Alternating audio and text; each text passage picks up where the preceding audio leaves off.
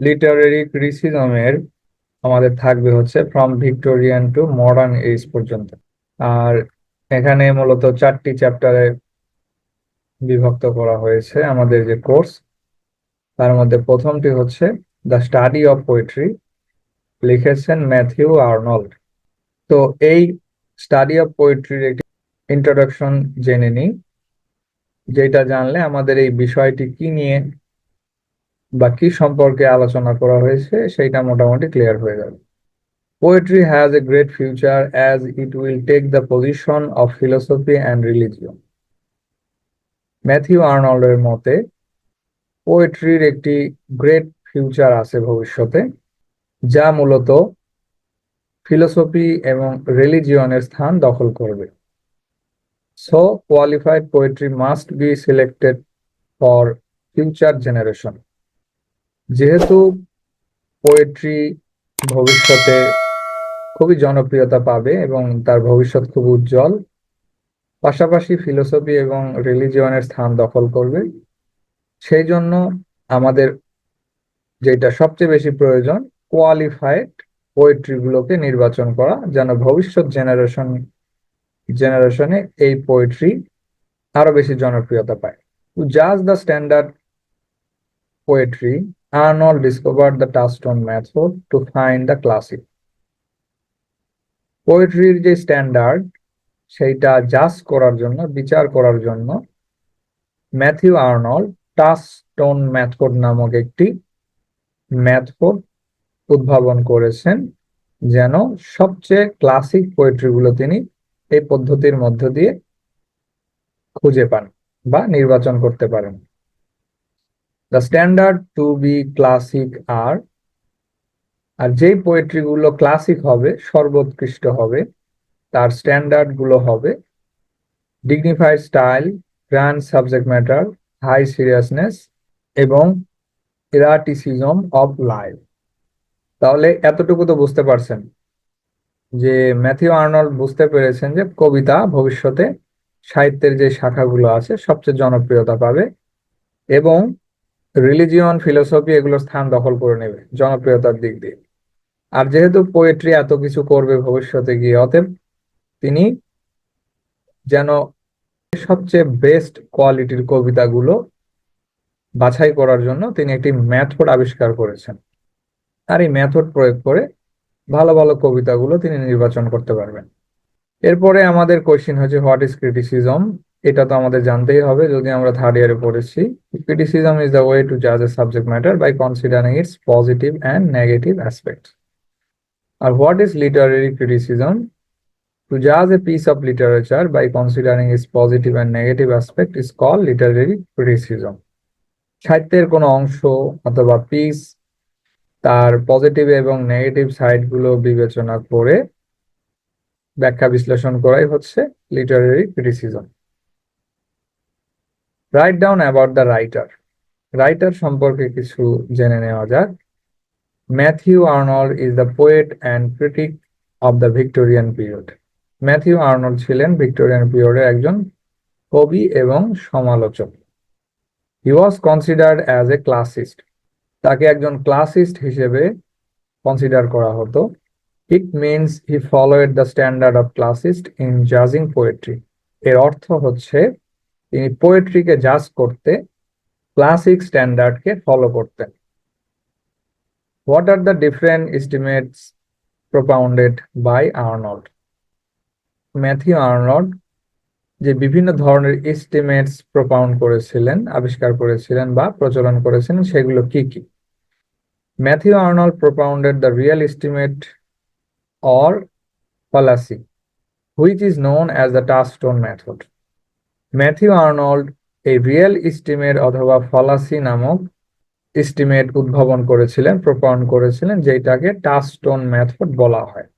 There are several estimates or fallacies existent in literature and they are, এই সাহিত্যের ক্ষেত্রে অনেকগুলো এস্টিমেট অথবা ফলাসিস পাওয়া যায়, আর সেগুলো হলো the personal estimate.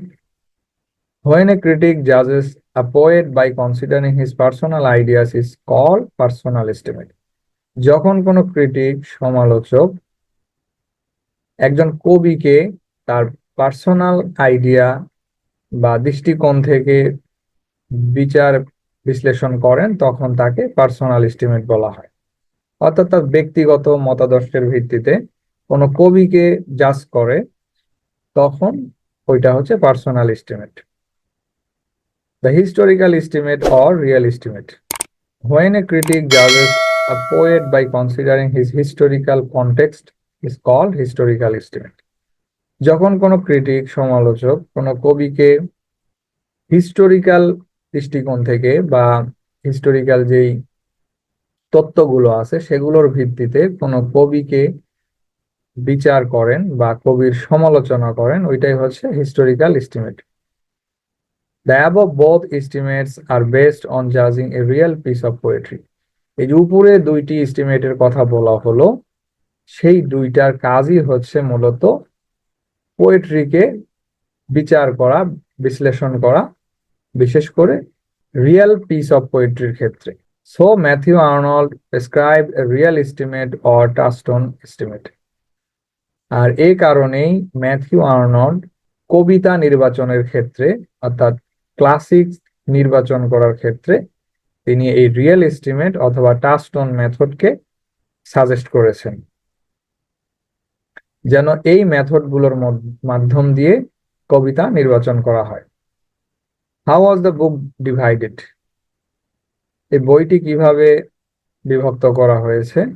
The book was divided into two parts in which, বইটি দুই ভাগে বিভক্ত করা হয়েছে, যার মধ্যে the theoretical study of poetry, the practical implication of his method on several poets is to find out the real poetry.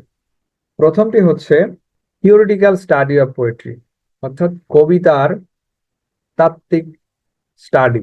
আর দ্বিতীয়টি হচ্ছে দ্য প্র্যাকটিক্যাল ইমপ্লিকেশন, বাস্তব প্রয়োগের মাধ্যমে, যেটা বিশেষ করে অনেক কবির ক্ষেত্রে প্রযোজ্য হবে, আর যার ফলে two find out the real poetry, real poetry খুঁজে পাবে। অর্থাৎ বাস্তব প্রয়োগের মাধ্যম দিয়ে রিয়েল পোয়েট্রি খুঁজে পাওয়া। How was the future of poetry? কবিতার ফিউচার কি? The future of poetry is immense or huge. পোয়েট্রির যে ভবিষ্যৎ বা ফিউচার সেটা অনেক বড়, মানে উজ্জ্বল। Because in the future it will take the position of religion and philosophy. কারণ ভবিষ্যতে এই পোয়েট্রি ফিলোসফি, রিলিজিয়ন এগুলোর স্থান দখল করে নেবে। অর্থাৎ এগুলোর যে জনপ্রিয়তা বা মানুষের মধ্যে যেই আহ প্রয়োজনীয়তা বা চাহিদা রয়েছে সেইটার জায়গা পোয়েট্রি দখল করে নেবে। Science will be incomplete without poetry. যে কবিতা এতই জনপ্রিয়তা পাবে বা এর ভবিষ্যৎ এতটাই হিউজ যে সায়েন্স বিজ্ঞানও এই কবিতা ছাড়া অসম্পন্ন রয়ে যাবে। What is the function of poetry? কবিতার বা পোয়েট্রির ফাংশন কি হবে?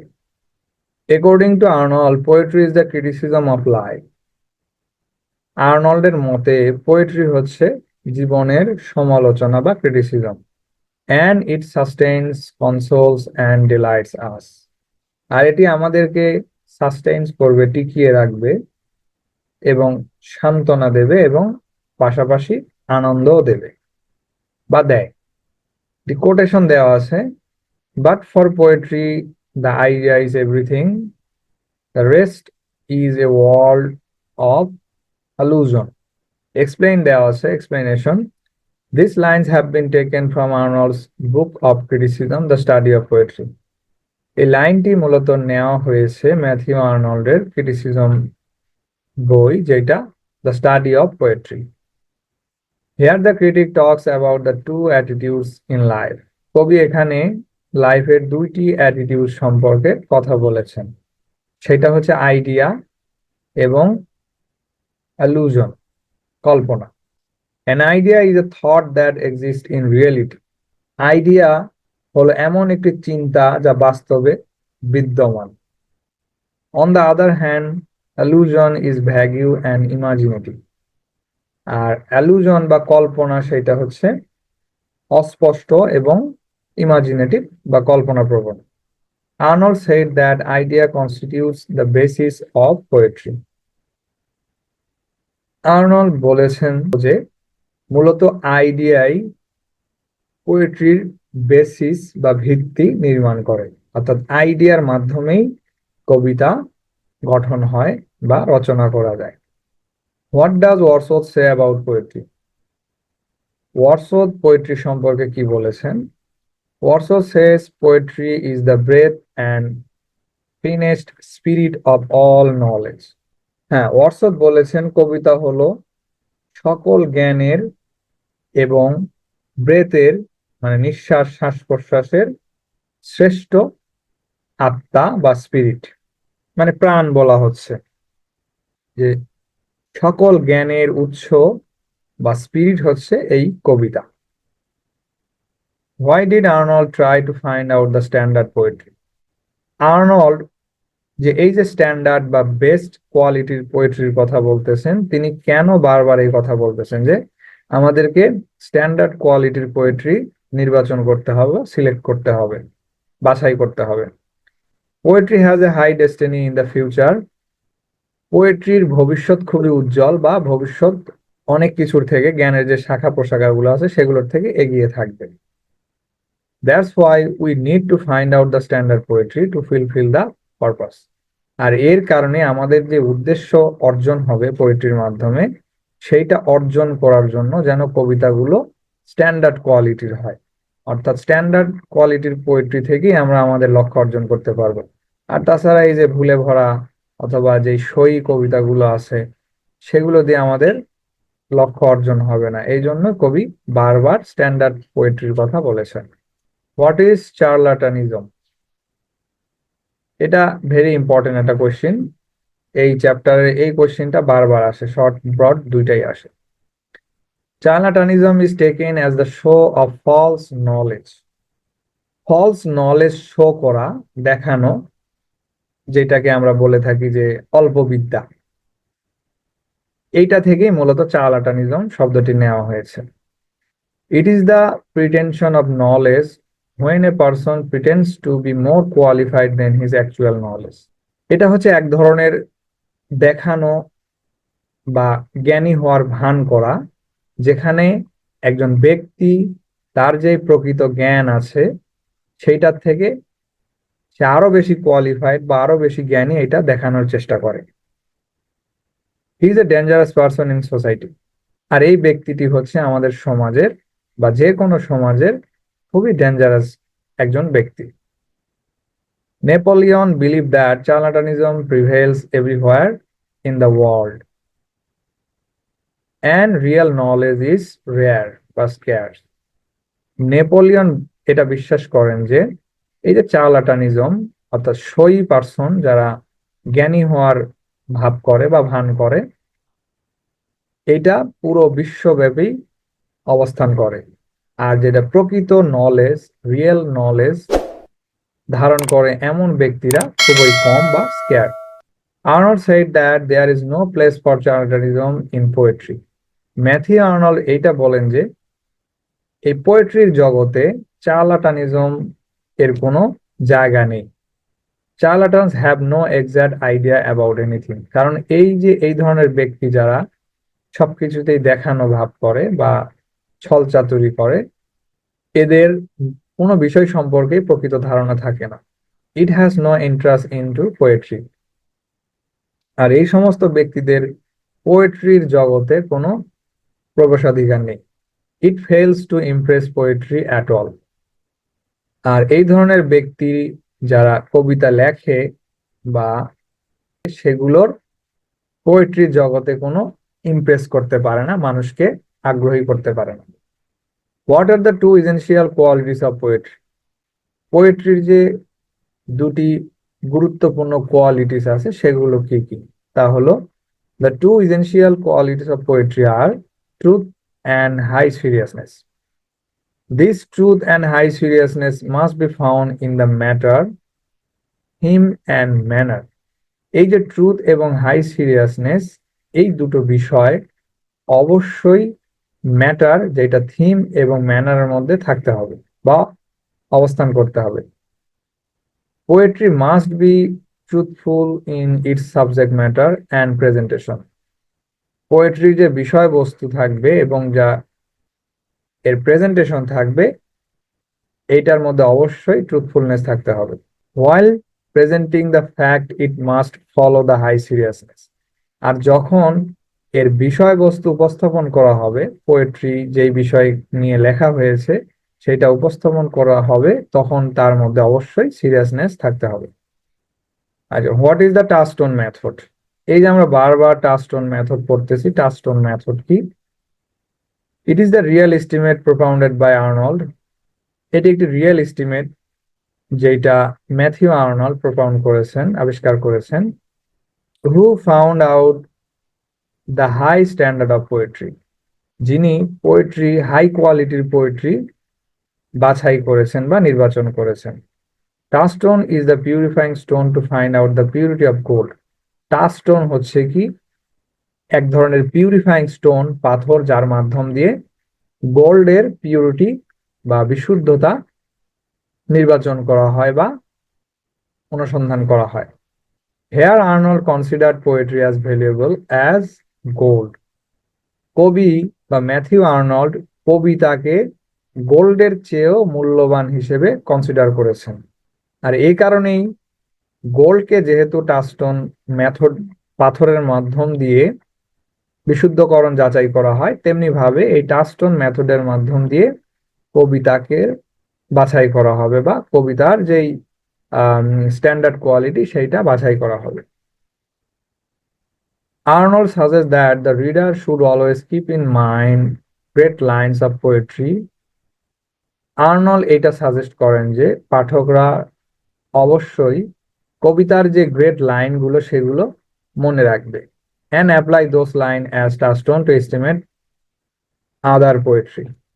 এবং সেই লাইনগুলোকে টাচস্টোন মেথডের মাধ্যম দিয়ে বা মেথডে প্রয়োগ করে এই কবিতার বিশুদ্ধতা যাচাই করবে। In this regard, Arnold mentioned the names of Homer, Dante, Shakespeare, and Milton. আর এই যে কবিতার বিশুদ্ধতা যাচাই করবেন, সেই ক্ষেত্রে কবি আরো কিছু কবির নাম সাজেস্ট করেছেন, হোমার, ডান্টে, শেক্সপিয়র এবং মিল্টন। এদের কবিতার সাথে তুলনা করতে হবে। And it is a comparative method to find out the real poetry. আর এটা একটি কম্পারেটিভ মেথড রিয়েল পোয়েট্রি খুঁজে পেতে।